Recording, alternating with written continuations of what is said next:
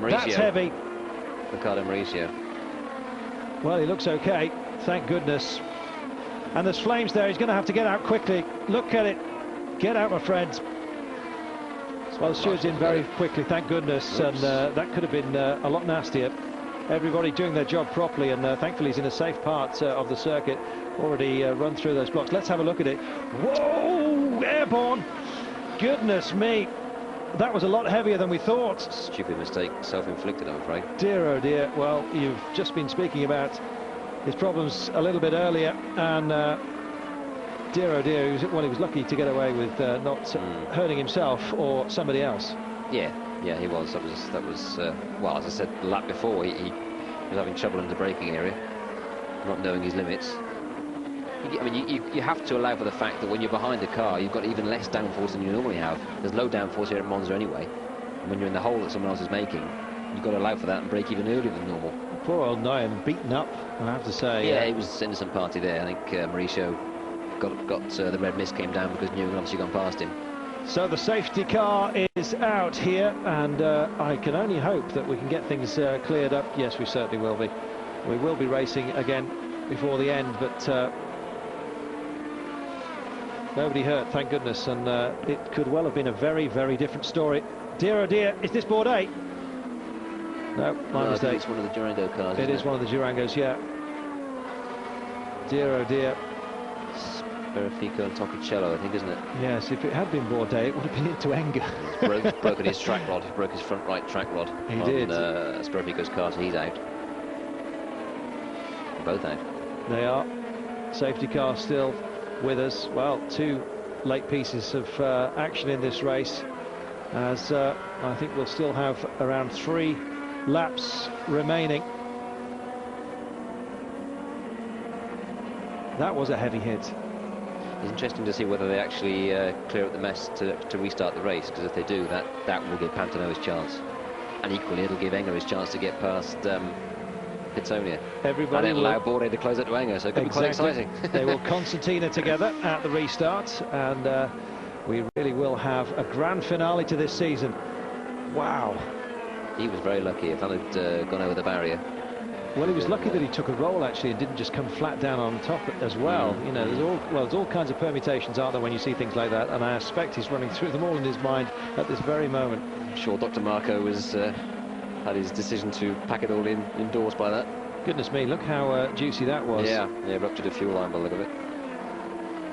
A lot of energy in an accident like that. So here we are, and where's Bourdais? Yeah, you would have thought they were closed up by now. I'm just counting them through, and we have had a good lead period here. Plenty of time to catch up, certainly. Yes, the speed they're doing, yeah. That seems strange. Safety car out then. We're looking at the leading 4 and just waiting for the rest of the field to catch up. There wasn't any pictures of debris on the track and anyone else going through it. Race order, here we go. Verdheim, Pantana, Pitsonia, Enger. Bourdais disappeared. I can only think that he's picked up something. Perhaps he went through some debris. But they were behind him. They were behind him. I don't know what has happened to Bourdais. Could have picked up a puncture as they went through the second time. Possibly. All the carbon fibre shards on the track. Sebastian Bourdais, the championship leader, is not registered. We were waiting to see him. There he is, he's out. Bourdais is out, and that is a very, very sad end to a season for Sebastian Bourdais. He has been a fantastic competitor this season. Not riding him off yet, of course, because anything can happen here, but you can bet that they will be nursing their cars home, the leaders. Sebastian Bourdais is out here in Monza. We didn't see the accident, but poor old Sebastian.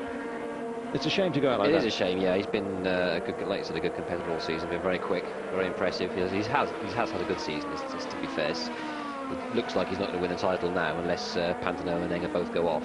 But he has been impressive all year, and he shouldn't feel too disappointed not to wrap it up. He will be back. Yeah, for absolutely, sure, and a great future ahead of him, and the French public is starting to warm to him as well. There was, naturally, as all racing drivers will tell you, oh, pace car lights are off, let's get ready for the restart here. He did have some funding problems, not quite round yet. Did have some funding problems, but he seems to have picked himself up in terms of the funding of late. Has been warmed to by the French public, and will be racing next year.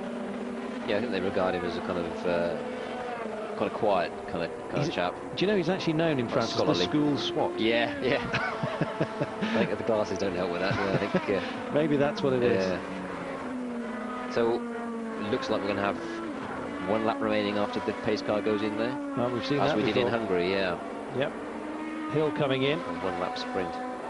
One lap sprint. I don't agree with. I think one lap is just asking for trouble.